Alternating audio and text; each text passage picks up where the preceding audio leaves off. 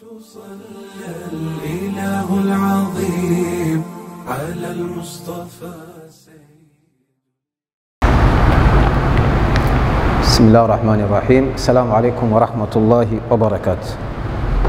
الحمد لله والصلاة والسلام على رسول الله وعلى آله وصحبه ومن والاه. أما بعد, tunakaribisha wanafunzi wetu katika kozi hii ya al-ahkamu shar'iyya, hukumu za kisheria au kufahamu hukumu za kisheria katika Uislamu, kuishi maisha yake kisheria. Na ikiwa tuko katika somo hili la ahkamu shar'iyya, leo tunasoma mada nyingine mpya ambao ni al-hajj, inaitwa hija. Tunasoma leo ibada ya hija. Ibada ya hija ni katika zile ibada muhimu au ile misingi mitano ya Uislamu. Msingi wa kwanza, la ilaha illallah Muhammadur Rasulullah, ila imani na kuamini. Msingi wa pili, kusali. Msingi wa tatu, kutoa zaka. Msingi wa nne, kufunga. Msingi wa tano ni hija, kufanya hija. Tutasoma baadhi ya mambo muhimu kuhusu hija ili kufahamu ibada ya hija ni ibada gani. Kwanza, maana ya hija. Maana ya hija ni muhimu kujua kwanza kabla tujaanza kusoma mbele. Kisha utukufu wa mji wa Makka.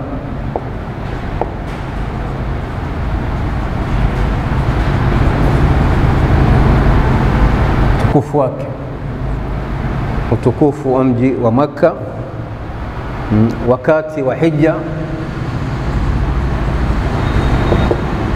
Ni wakati gani Muislamu anafaa kwenda kufanya ibada ya hija? Muhimu.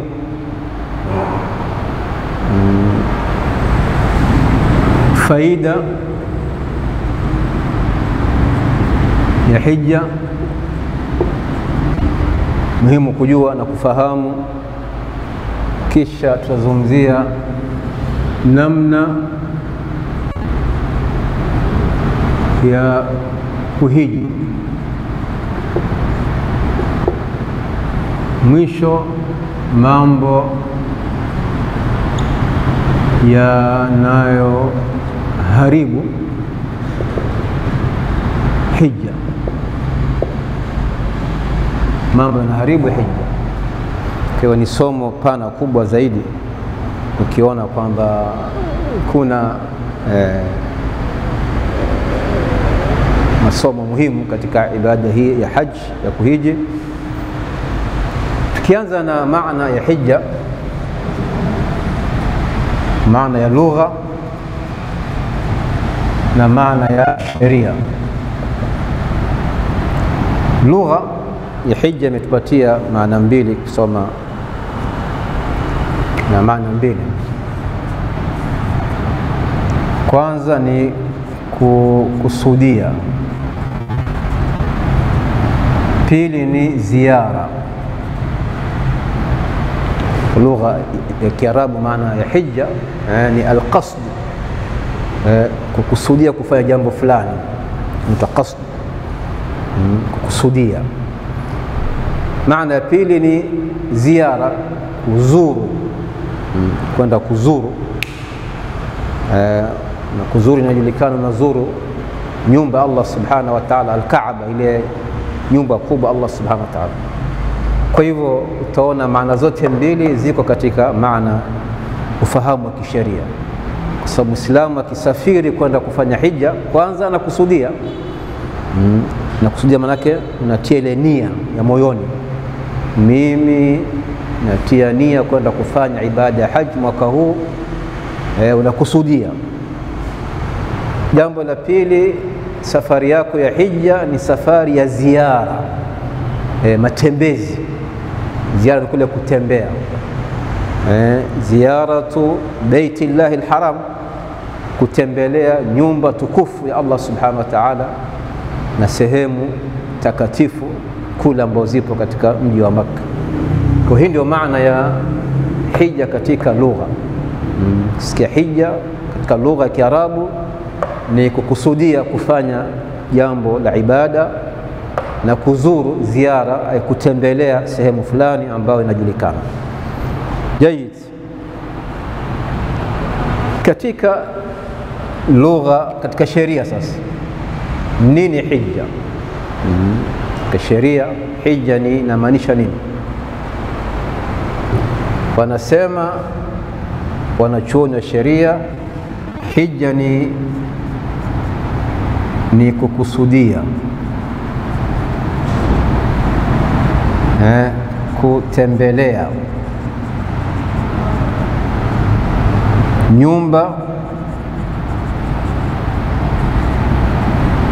nyumba tukufu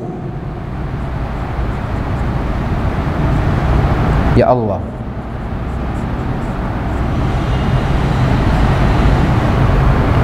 Hii ndio maana ya hija. Ni kukusudia kutembelea nyumba tukufu ya Allah subhanahu wa ta'ala. Taban lengo kubwa ni kufanya ibada, kufanya ibada ndio kazi yote hii. Usafiri, toke nyumbani usafiri Kenya uende mpaka ufike Saudia, ufike Makka, unakusudia kutembelea nyumba tukufu ya Allah kwa ajili ya kufanya nini?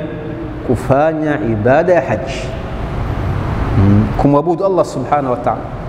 Kwa hija ni ibada kama alivyotuamrisha Allah subhanahu wa ta'ala, walillahi ala nnasi hijjul bait. Allah subhanahu wa ta'ala ameamrisha Waislamu watembelee nyumba yake Allah subhanahu wa ta'ala, wafanye ibada. Kwa ufahamu huu ni muhimu sana kufahamu, kama tulivyosema katika masomo mengine. Kabla hujaanza kusoma somo, kuingia ndani zaidi, kwanza ufahamu lile somo linamaanisha nini. Ule ufahamu wake wa kisheria ni muhimu sana. Ufahamu wa kisheria ni muhimu. Ujue kwamba mimi nasoma somo muhimu, somo la hija, ibada. Na ibada hii maana yake nini? Ni kukusudia Muislamu atie nia nini? Ya kutembelea nyumba tukufu Al-Kaaba ambayo iko Makka kule. Waislamu wakiswali wanaelekea kibla, hiyo nyumba tukufu, nyumba tukufu ya Allah subhanahu wa ta'ala, kufanya ibada. Hiyo ndio hija yote. Hija yote maana yake ni sio maana nyingi sana. Tutasoma tu kwa ufupi kuelezea maana ya hii ufahamu sahihi wa hija. Kwa hivyo atakana Muislamu hakikishe kwanza amefahamu maana ya hija. Unasikia watu wanasema hija, Waislamu wanakwenda hija, Waislamu wasafiri kwenda kufanya hija. Maana yake basi ni hii. Kufanya hija maana yake ni kukusudia kutembelea nyumba tukufu ya Allah. Lengo kubwa ni kufanya ibada au kumwabudu Allah subhanahu wa ta'ala. Tutajua kufanya ibada hii wapi? Hapa katika namna ya kuhiji. Namna ya kuhiji ndio kufanya ibada. Ile ibada ya hija utaanza wapi mpaka utaishia wapi?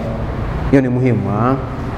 Fikiri wanafunzi wote wamefahamu maana ya hija, ili tusonge mbele tupate kufahamu zaidi maana hii au ibada hii ya hija, kufanya hija. Tuje katika kuelezea utukufu wa mji wa Makka.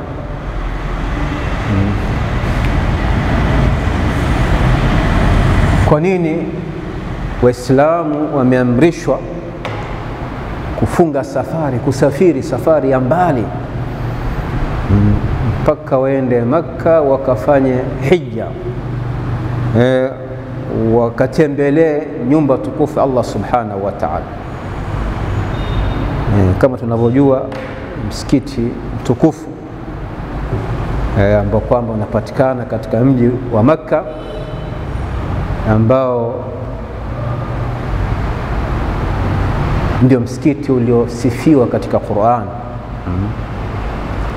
Allah aliosifu kwamba ndio al-Kaaba al-Musharrafa, Masjidullah al-Haram, msikiti mtukufu Allah subhanahu wa ta'ala. Katika ile misikiti mikubwa mtukufu, kwanza ni msikiti wa Haram, msikiti wa Makka,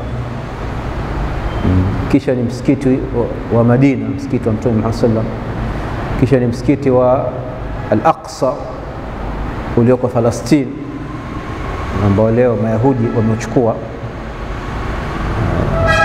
Allah subhanahu wa ta'ala warejeshe Waislamu msikiti wao.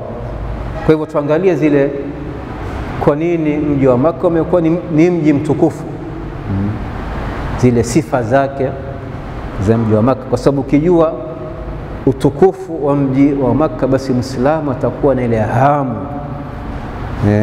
Kwanza, kwa nini mimi na swali naelekea, kila tukiswali tuelekea Makka, tukiswali tuelekea kibla.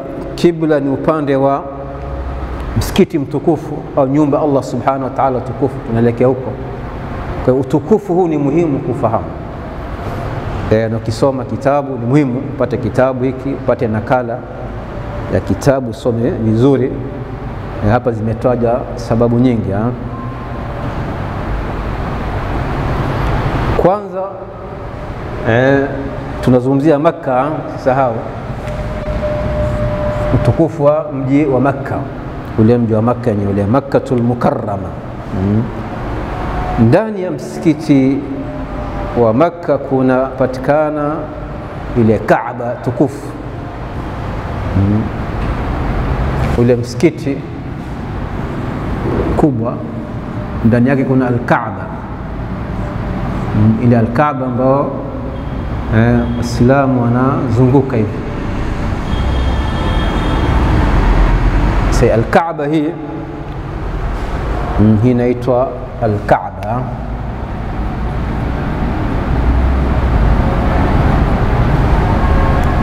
Hii Al-Kaaba iko ndani ya msikiti, na msikiti uko ndani ya mji wa Makka.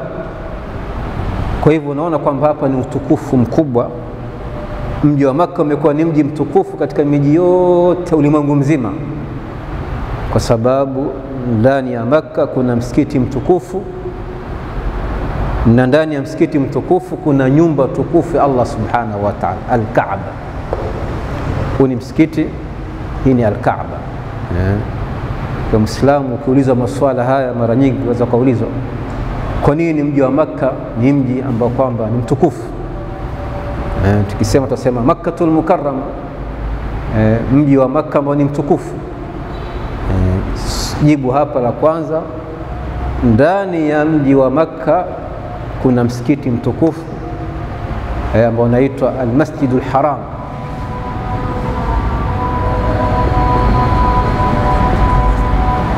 Na hii hapa ni Al-Kaaba. Al-Masjidul Haram ndani ya Makka, na ndani ya msikiti kuna ile nyumba ya Allah, nyumba tukufu ambayo inaitwa Al-Kaabatu Al-Musharrafa. Vile vile utukufu wa mji wa Makka, sababu kubwa ni kwamba ndani ya Makka kuna msikiti wa kwanza ulimwengu mzima, msikiti wa kwanza ambao kwamba katika hii ardhi aliyojenga Allah subhanahu wa ta'ala. Msikiti wa kwanza ni msikiti huu mtukufu.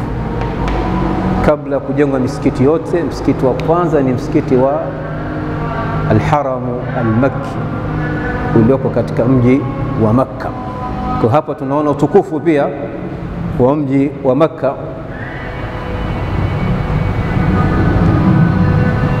Katika utukufu wa Makka vile vile,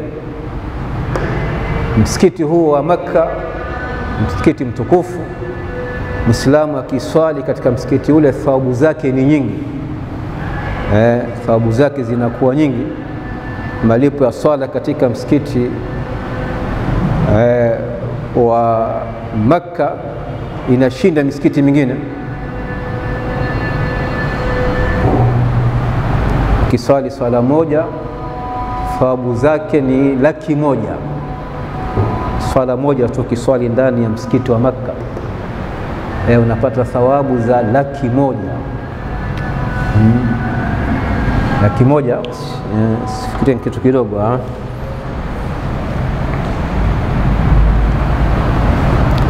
Zile thawabu ni 100,000. Kiswali swala moja tu unapata thawabu 100,000. Afikiri kiswali swala 2, swala 3 kwa siku mara 5 waswali swala ya faradhi, unaswali swala za sunna, basi ni thawabu ambao hupati mahali nyingine. Msikiti yetu hii tukiswali sisi swala moja, unajua unapata ngapi swala moja? Ukiswali jamaa unapata thawabu 27 peke yake. Kiswali na jamaa 27 na ziada, lakini haifiki 100,000. Ukiswali msikiti wa Madina, msikiti wa Mtume Muhammad sallam, unapata thawabu 1,000. Msikiti wa Madina thawabu 1,000. Ukiswali msikiti wa Al-Aqsa ulioko Palestina, unapata thawabu 500 kiswali. Sasa unaona kwamba msikiti wa tukufu thawabu zake ni nyingi, ndio Makka ukawa ni mji mtukufu. Hizi ni sababu.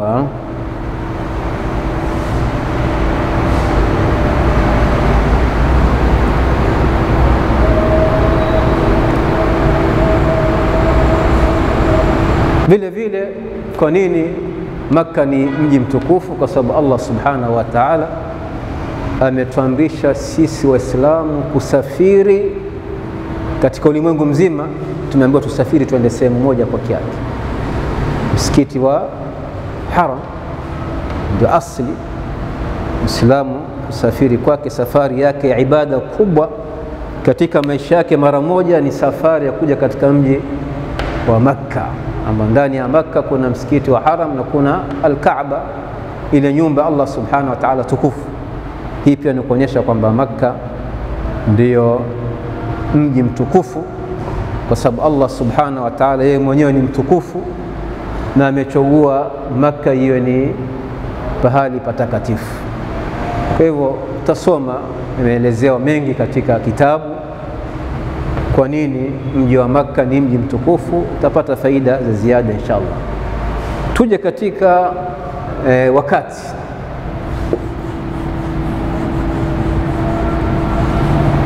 Je, wakati wa haji unaanza lini?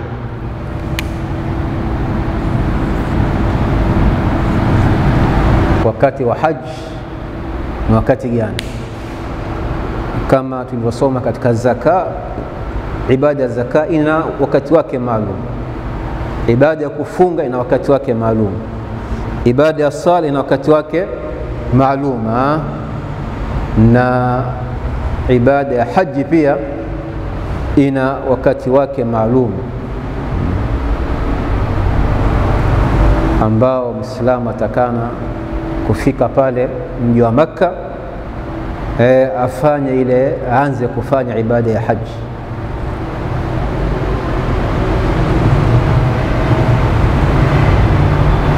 Kwa hivyo kwa ufupi tu, kama alivyosema Allah subhanahu wa ta'ala, al-hajju ashhurun ma'lumat.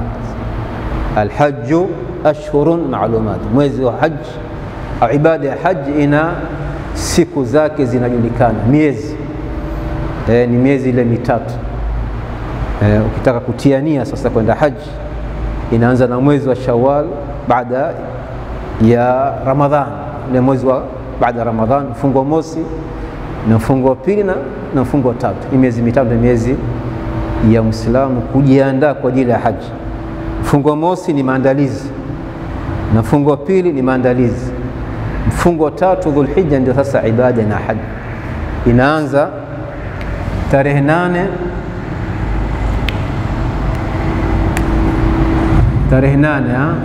Dhulhijja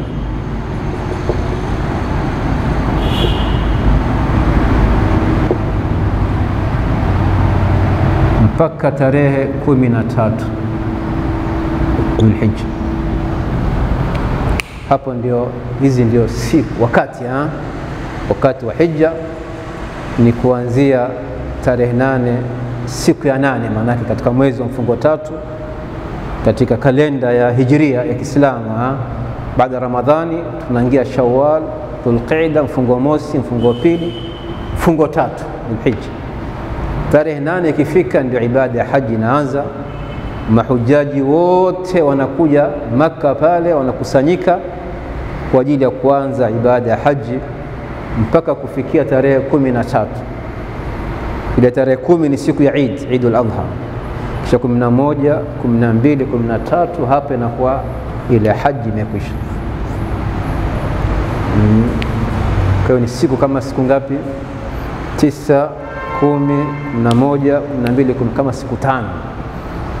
Ibada ya haji na siku 5 ambapo kwamba zimefuatana bila kupumzika, tofauti na ibada nyingine. Ibada nyingine unapumzika, wasali pumzika kwa siku mara 5, lakini ibada ya haji unakuwa siku 5 wewe uko katika ibada tu, kuanzia tarehe 9, 10, 11, 12, 13. Kimaliza hapo ibada ya haji imekwisha. Jaid. Faida za haji ni nyingi. Muislamu akitaka kujua faida zake, katika kitabu utasoma imetaja faida za haji. Tushamaliza hii, tukija katika faida za haji.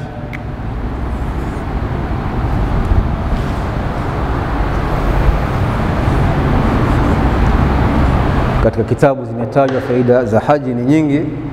Kwanza, haji ni ibada au hija. Hija ni ibada katika zile ibada muhimu na ibada za msingi katika dini yetu ya Kiislamu. Kwa hivyo ni Muislamu akienda haji basi anakuwa ametekeleza ibada muhimu kama vile kuswali au kufunga, kutoa zaka. Vile vile faida kubwa ya haji, ndugu yangu Islamu, ni ukienda haji Allah subhanahu wa ta'ala anafuta madhambi yako yote. Ile madhambi uliyofanya katika maisha yako yote yanafutwa, kama ilivyokuja katika hadithi sahihi, alhajju almabruru laysa lahu jazaa'un illa aljanna. Ile haji ambayo Mwenyezi Mungu amekubali, Allah amekubali haji hiyo, basi malipo yake ni pepo Allah subhanahu wa ta'ala. Hii ni faida nyingine. Kwanza faida ya kuingia peponi. Kabla kuingia peponi, kwanza kufutiwa madhambi, kama ilivyokuja katika hadithi kwamba yule anayefanya hija walam yarfath, afanye hija vizuri, ibada ya haji kama alivyofanya Mtume Muhammad sallallahu alaihi wasallam, basi anasafishwa na madhambi kayaumin waladatu ummu.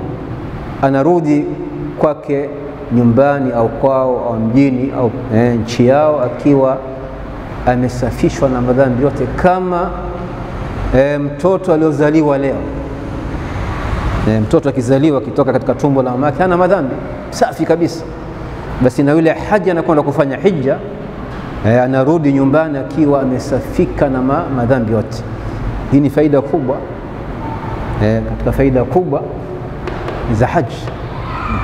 Kwa hivyo ukiona watu Waislamu wanajiandaa kwenda kufanya hija, wanatoa pesa nyingi, 500,000, 600,000, 700,000, safari ndefu, wanakimbilia hizi faida, wapate faida za haji,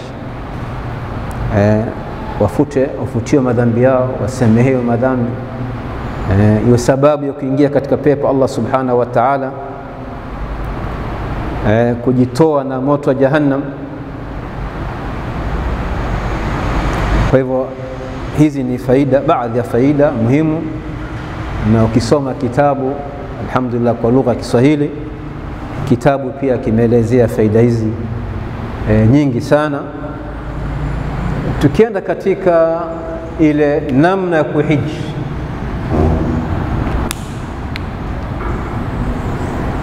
Hii ndio muhimu kabisa katika haji. Je, mimi nakwenda kufanya hija, je nitafanya vipi ibada hii? Na hili ni swala muhimu, kwamba sisi mara nyingi utaona Waislamu wanakwenda kufanya hija, kufanya ibada ya haji, lakini hawajui, hawasomi ile ibada ya hija, yale mafundisho ya mtume wetu Muhammad sallallahu alaihi wasallam. Je, ametufundisha vipi kufanya ibada hii ya haji? Kwa hiyo ni muhimu kusoma, kujua. Usiende tu kufanya tu, watu wafanya na mimi nafanya. Unakuwa naangalia watu vile wanavyofanya. Watu wakipiga makelele wapiga kelele, watu wakinyamaza unanyamaza, watu wakikaa wanakaa, wakisimama wanasimama, lakini hujui unafanya nini. Hii ni hasara kubwa, ni hasara kubwa. Muislamu anakwenda haji, anatoa pesa nyingi sana, kisha akifika kule hajui anafanya nini. Yeye anaigiza watu tu, anafuata watu nyuma. Sasa ili ufaidike ndugu yangu Muislamu na haji yako, ibada ya haji, lazima usome, ujue namna ya kuhiji, namna ya kufanya ibada hii. Je, mimi nitafanya vipi ibada hii? Kama alivyotuamrisha mtume wetu Muhammad sallam katika ibada yake ya haji. Alipofanya haji, mtume sallam alikuwa akiwaambia Waislamu, khudhu anni manasikakum, khudhu anni manasikakum, someni kwangu ibada ya haji. Manake someni kwa mtume Muhammad sallam, someni ni ilmu, ni elimu na ufahamu sahihi wa kusoma na kujua ile ibada ya haji aliyofanya mtume wetu Muhammad sallam.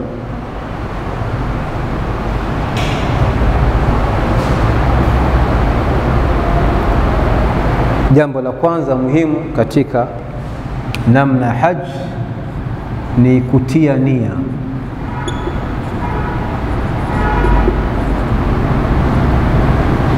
Kutia nia ni muhimu kabisa, ibada ya msingi. Kabla hujakwenda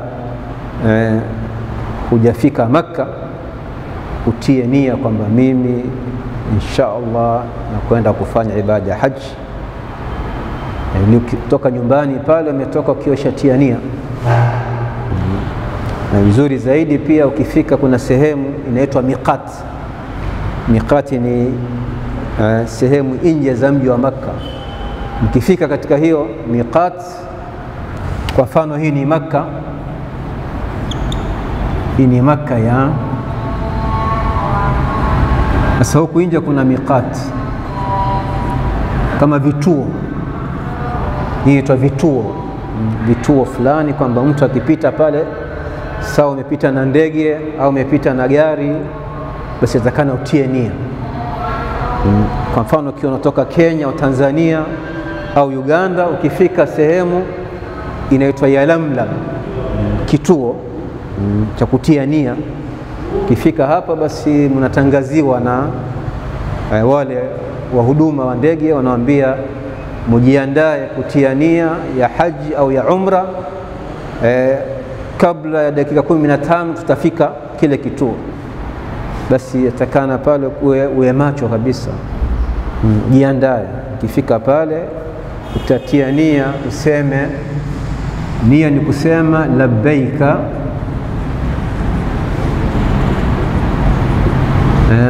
Allahumma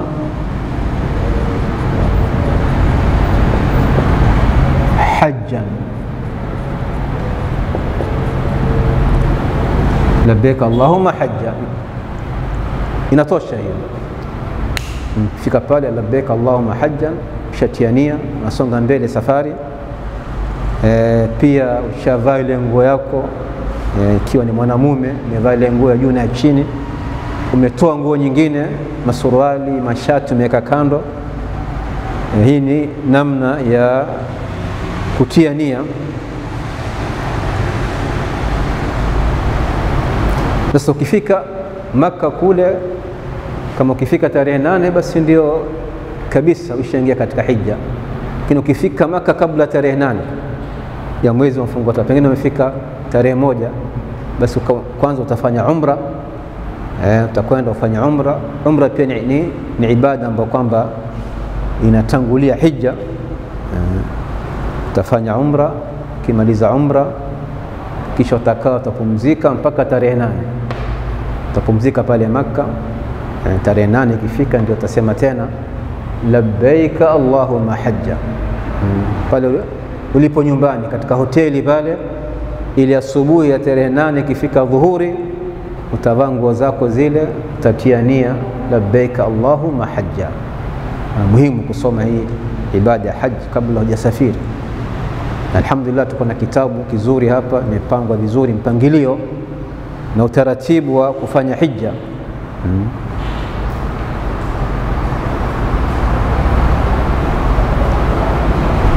Kwa hivyo ile tarehe 8 ndio inaanza hija.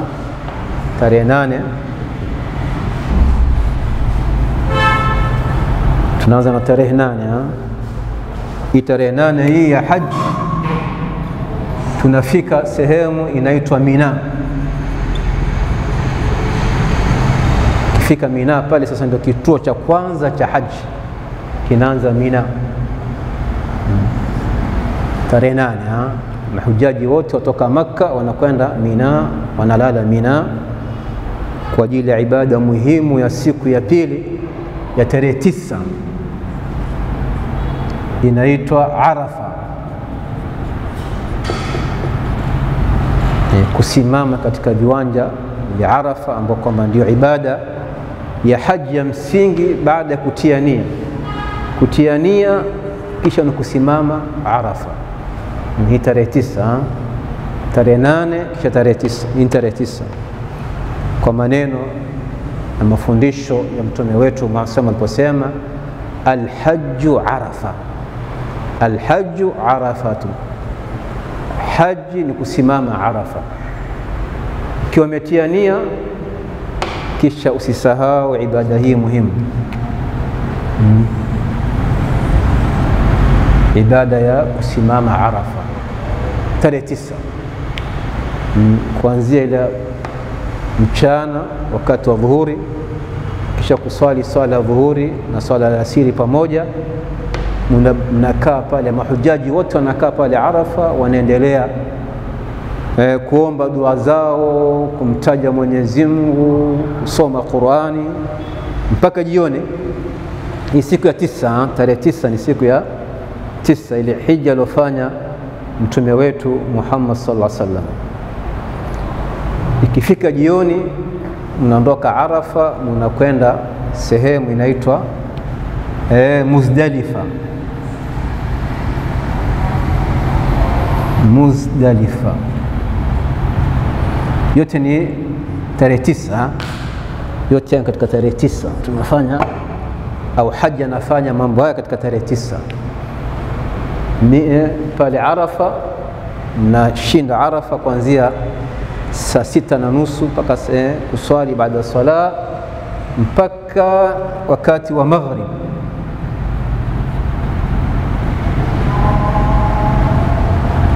Kifika maghrib mahujaji wote wanaondoka na kuja Muzdalifa. Hii ni kituo kingine sasa cha pili.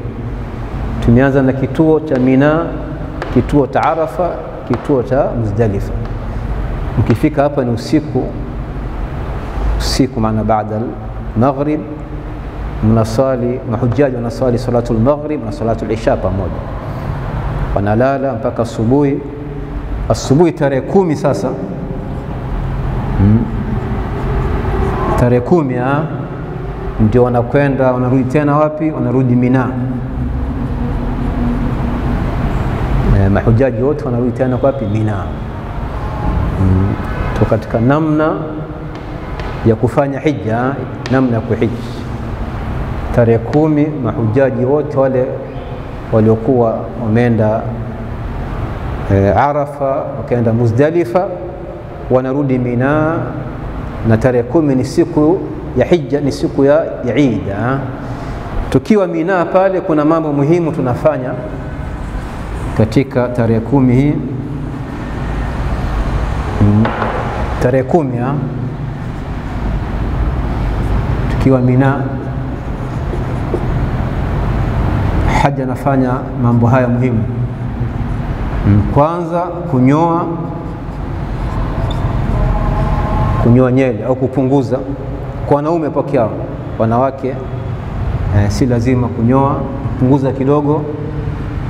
Pili, kuchinja. Tatu, kurusha mawe, kurusha vijiwe, sio mawe. Hii ni ibada ambayo inapatikana katika tarehe 10. Mambo matatu muhimu: kunyoa, kuchinja na kurusha vijiwe. Lazima katika siku hii moja ihakikishe kwamba kifanya mambo mawili katika, basi sasa unatoa zile nguo zako za ihram, inakuwa umekuwa kwa free. Sasa unaweza kutoa, ukaoga, ukajipaka ile mafuta mazuri, lakini kabla hapo uruhusiwi. Ukiwa tarehe 8 uruhusiwi kupaka ile mafuta mazuri. Kuoga unaoga, haina shida, lakini kutoa zile nguo ukavaa nguo nyingine za kawaida, uvae shati, suruali, uruhusiwi. Tarehe 8, tarehe 9 mpaka tarehe 10. Tarehe 10 ukinyoa na kuchinja, basi unaruhusiwa kutoa zile nguo zako, uvae nguo za kawaida, kisha urushe mawe. Tabaki sasa ni ibada ya mwisho ya haji, ni kwenda kutawafu, kuzunguka ile al-Kaaba mara 7, ambapo ni tawafu al-hajj, tawafu al-ifadha, na kutembea baina ya sa'i baina Safa wal Marwa, katika yale majabali mawili, kutembea mara 7. Kifanya hapo utakuwa umemaliza haji yako, imekamilika. Ile haji imekamilika kwa mambo haya muhimu ya kuanzia tarehe 8 mpaka tarehe 9 mpaka tarehe 10, kama tunavyoelezewa katika kitabu. Ukisoma hapa katika kitabu, basi utapata faida nyingi kusoma, ya kujua ule utaratibu wa kufanya ibada ya haji, utaratibu wake. Tunaanza na tarehe 8, tarehe 9, tarehe 10. Tarehe 10 ndio sema kwamba umekamilisha ile haji yote, imekamilika. Iliyobakia pengine ni mambo madogo madogo ya tarehe 11, 12, 13. Kwa hivyo haji lazima ajue namna ya kufanya hija, kwa sababu mtume wetu Muhammad sallallahu alaihi wasallam alikuwa akifanya hija, kila akifanya ibada akiwaambia Waislamu wote, khudhu anni manasikakum, enyi Waislamu someni ibada ya haji kutoka kwangu. Aisomeni kwa mtume Muhammad sallallahu alaihi wasallam, akiwafundisha. Alipofika hapa Arafa akawafundisha Arafa wafanye nini, Muzdalifa wafanye nini, Mina tarehe 10 wafanye nini Waislamu. Kwa hiyo hii ni ibada ambayo Muislamu asome. Sisi mara nyingi utaona Muislamu anafanya bidii na kusanya pesa zake miaka 20, 30 ili apate kwenda hija, lakini hafanyi bidii kuisoma hija, hafanyi bidii kusoma hija, ambapo ni hasara kubwa. Wewe umefanya bidii miaka 20 na kusanya pesa zako, wasave mpaka imefika 500,000, 600,000.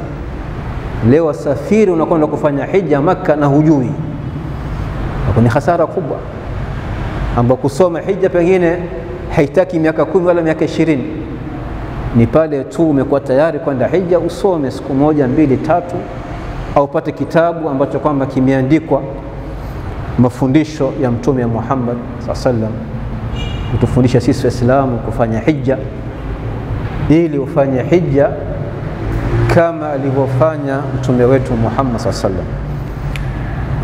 Tarehe 11, 12, 13, tarehe hizi, siku 3 hizi, kuna ibada moja tu peke yake yule haji anafanya, nao ni ibada ya kurusha vijiwe sehemu 3 au mahali 3.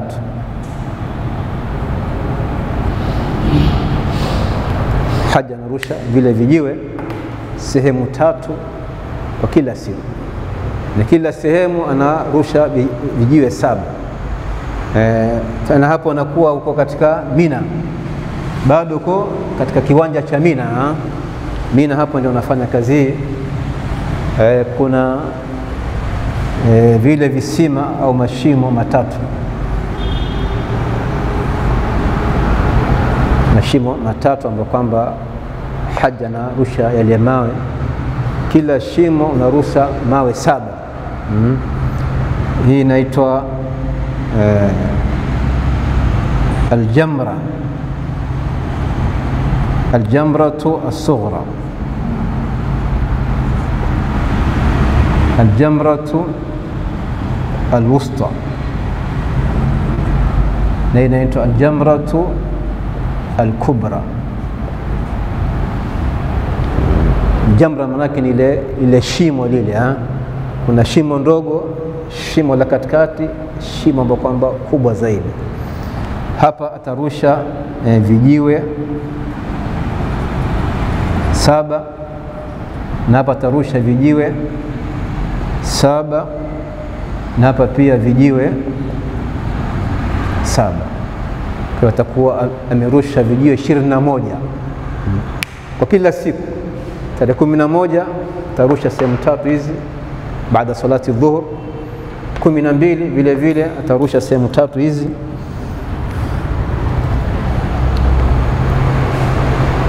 Na tarehe 13 vile vile atarusha sehemu 3. Hakuna ibada nyingine katika siku hizi 3 ambazo ni siku zinaitwa ayamu tashriq, ni siku za kupumzika wale mahujaji na wale pia walioko nje ya Makka.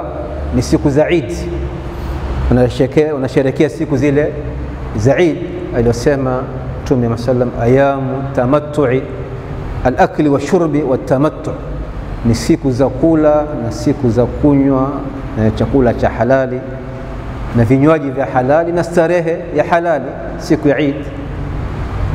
Kwa hivyo tumepata kwamba siku hizi 3 hizi yule haji anafanya kazi moja tu peke yake, ibada moja, ibada ya kurusha vile vijiwe sehemu 3, sehemu hizi 3: jamra sughra, jamra wusta, jamra al-kubra. Lile shimo ndogo, shimo la katikati, shimo kubwa kabisa. Na kila shimo imama yule haji anarusha vijiwe 7 na 7 na 7 ni 21. Na hapa ni muhimu Muislamu pia afahamu kwamba vile vijiwe ni vidogo, sio lazima uchukue jiwe kubwa. Kama unasema unapiga shetani, inabidi uchukue jiwe kubwa mpige shetani umue. Lakini hapa ni sunna ambapo Mtume Ibrahim alayhisalam yeye alirusha mawe hapa kumfukuza shetani. Kwa hiyo na sisi Waislamu ambao tunafuata dini ya mitume wote tumewekewa jambo hili zuri, sunna ya kurusha mawe sehemu hizi 3 kufuata mafundisho ya mtume wetu Ibrahim alayhisalam.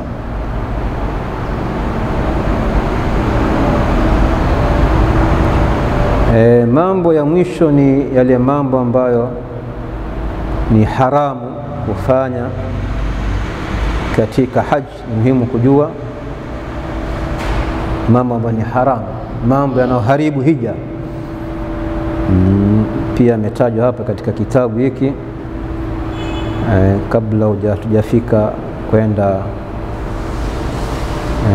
kwenda Madina au ziara, kwenda kufanya ziara za zile ziara za mji wa Madina.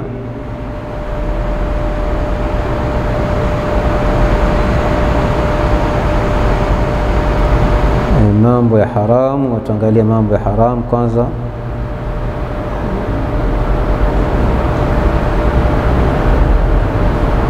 Ubora wa Madina,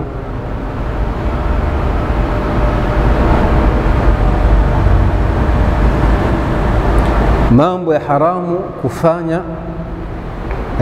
katika Islam akiwa katika haji, akiwa katika ile ibada ya haji. Ushatia nia, umevaa ile nguo yako ile tarehe 8 tarehe 8 ile ushatiania umevaa nguo yako ile ya haji, kisha vaa ile nguo, basi kuna mambo yatakana usifanye. Kifanya ibada yako ya haji imeharibika, au lazima pengine utoe fidia. Fidia ni kuchinja mbuzi kwa kufanya ile makosa. Manake mambo ya haramu ni ile mambo ambayo ya makosa, ni makosa yule haji hafai kufanya. Kwa mfano kama swala, tukiswali swala hizi 5 kuna makosa. Ukifanya ile makosa ndani ya swala yako inaharibika, lazima uswali tena, ile swala itakuwa imeharibika, kuna tena swala. Vile vile katika ibada ya haji kuna ile mambo ambayo kwamba ni yanaharibu haji, mambo ya haram ambayo yanaharibu haji. Hilo ni muhimu Uislamu kujua. Usifanye mambo kisha ibada yako ya haji kaharibika na hujui, wafikiria pengine unafanya ibada ya haji sawa sawa, kumbe makosa tu unafanya, unakosea. Jambo la kwanza, haifai Muislamu akiwa ameingia katika ibada ya haji, amevaa zile ihram yake, haifai kunyoa nywele au kupunguza, haifai kabisa.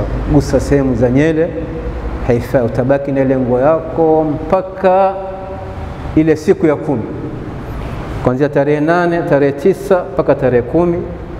Ukifanya mambo haya, kuchinja au kunyoa mbili, sasa utakuwa unaruhusiwa utoe zile nguo, uoge vizuri, ujipake mafuta, kate kucha. Kwa hivyo jambo la kwanza la haramu haifai kufanya ndani ya haji ni kunyoa nywele au kupunguza zile kucha zako, ni katika mambo ambayo yanaharibu hija. Kwa mfano haji amevaa nguo za hija zile ihram, kisha akakata kucha zake, kwa hivyo hija yake itakuwa imeharibika, amefanya makosa.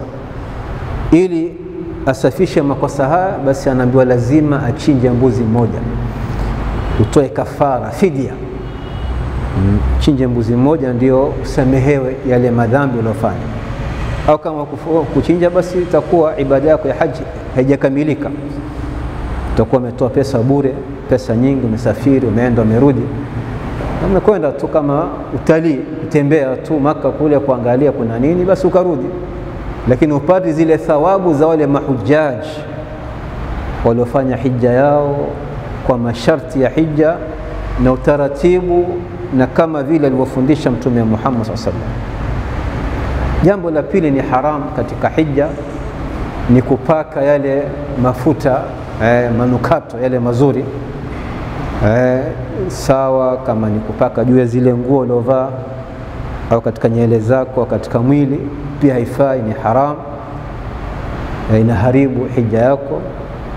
Ukifanya hivyo, basi utalazimika uchinje ili yale madhambi ufutiwe uliofanya, au hija yako itakuwa imeharibika, hujapata zile thawabu za Muislamu waliofanya hija kuanzia mwanzo mpaka mwisho, kama alivyofanya mtume wetu Muhammad sallallahu alaihi wasallam. Jambo lingine ni haramu ndani ya haji ni kukutana kimwili na mke wako, mume na mke wakutane, kumfanya tendo la ndoa, wakutane kimwili, inaharibu hija kabisa. Hii ni hatari zaidi.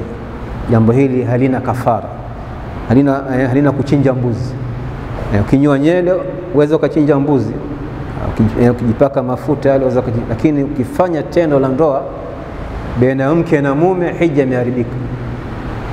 Utakamilisha ile, kisha utakuja mwakani tena ndio ufanye tena hija nyingine, au uende nyumbani mpaka upate pesa nyingine kama 500,000, 600,000, milioni, ile hija yako uiregelee tena mara ya pili. Na hapa ni hasara kubwa, takana kila mmoja au tahadhari sana, kwa sababu ukisoma ndio unapata faida. Lakini mahujaji wengi hawasomi, hawajui mambo haya, wanakwenda tu kama watalii, unatembea Maka, wanaenda Madina, wengine Jeddah, ukimaliza usharudi, basi wanaitwa ya haji, mchako ya haji, maana yake amehiji. Lakini mambo haya ni muhimu. Jambo haramu ndani ya hija ni kukutana na mume na mke kufanya tendo la ndoa, sawa ni mchana wake na usiku wake, wote kuanzia tarehe 8 mpaka tarehe 15, zile siku za haji, zile siku za haji, tarehe 8, 9, 10, 11, 12, 13. Lakini ukishamaliza ile tarehe 10, ukichinja, ukinyoa, kisha ukafanya ile tawafu, ukaenda Maka kule ukazunguka Al-Kaaba mara 7, ukamaliza na ukafanya sa'i, basi hapo unakuwa free.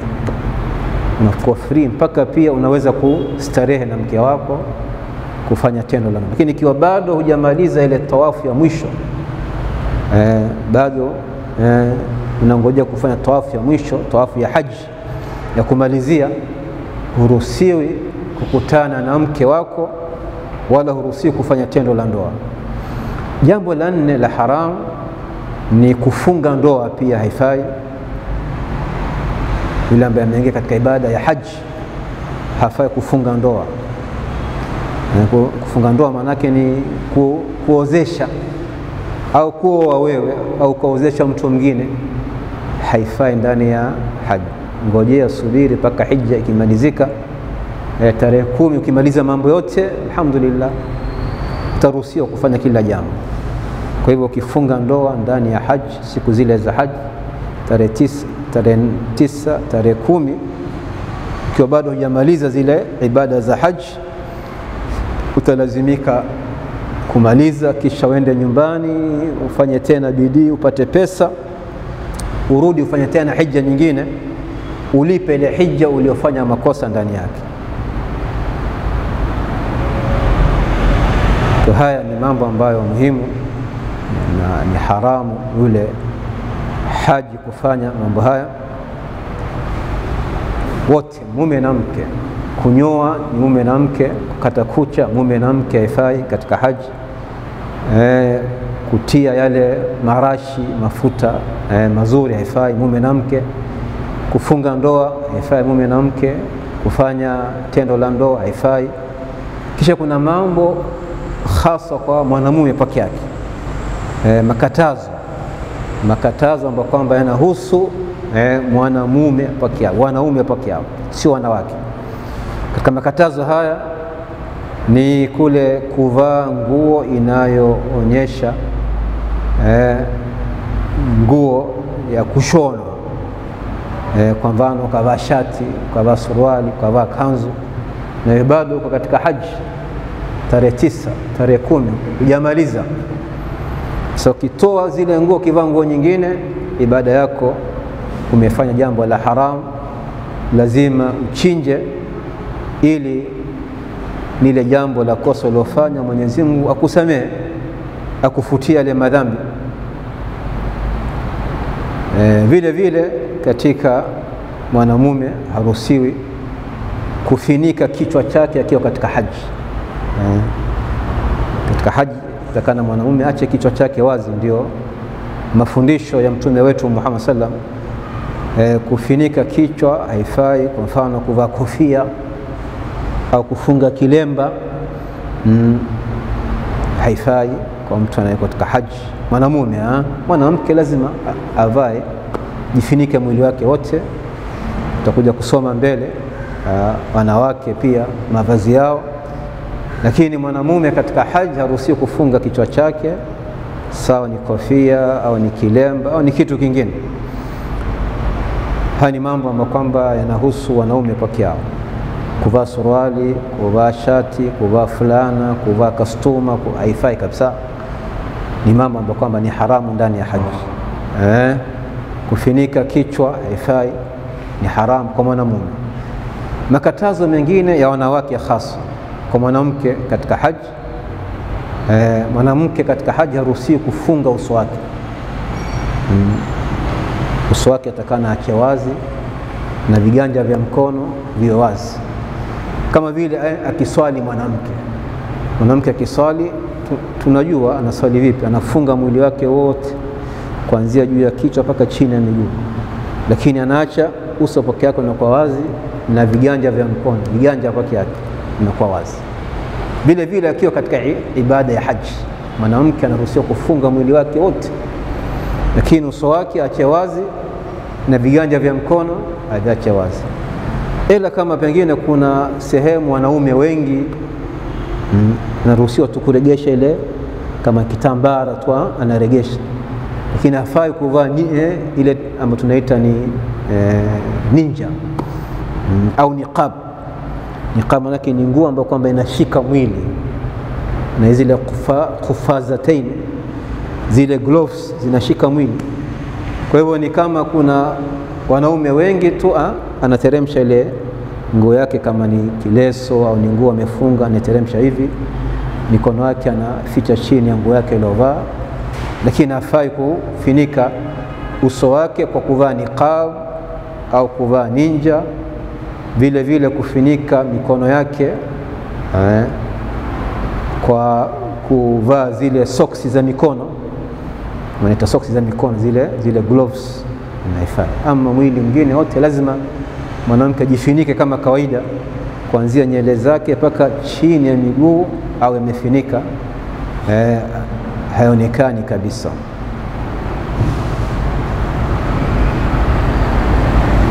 Kwa hiyo haya ni mambo ambayo muhimu, yanaharibu hija. Ibada hii ndugu yangu Muislamu, umefanya bidii kubwa kabisa kwa kukusanya pesa, kila mwaka unakusanya pesa mpaka ukafikisha 500,000 za kwenda haji, kisha unakwenda hija na wewe hujasoma, hujui haji. Hii ni hasara kubwa kabisa. Sisi leo haji imebadilishwa, imekuwa ni kama matembezi ya utalii.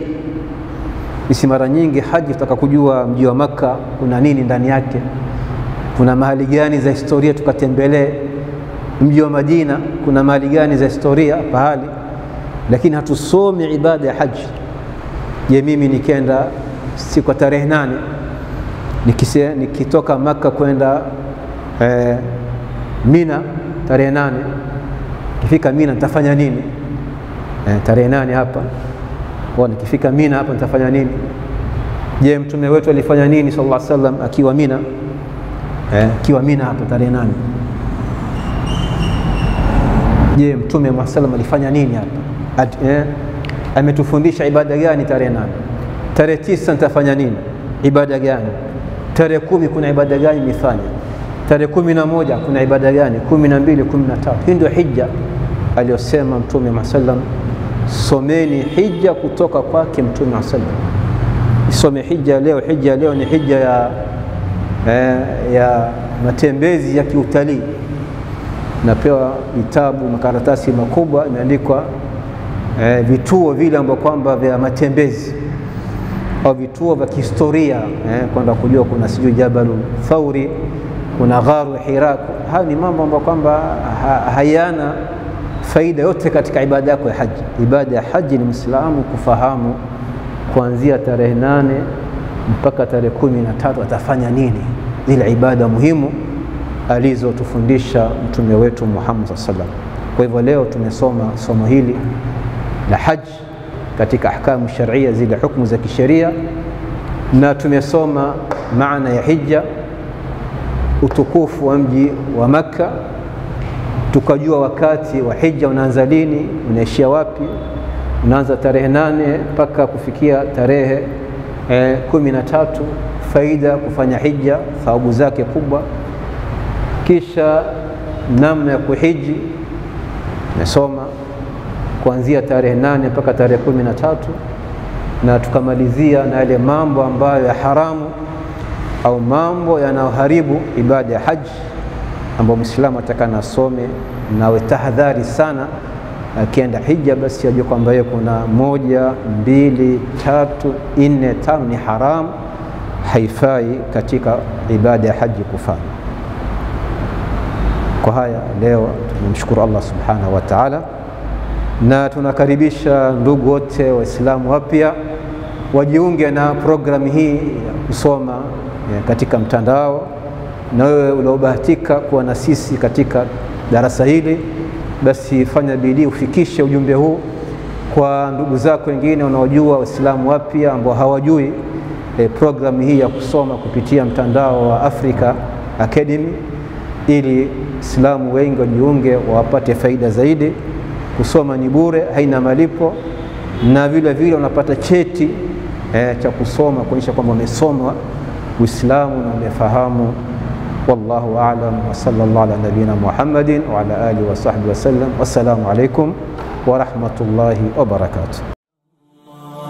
قم وابتهل ويمن إلى الله، قم وابتهل إذا رمت حقا بلوغ العنان، فثابر وحصل بجهد تصل، فثابر وحصل بجهد تصل.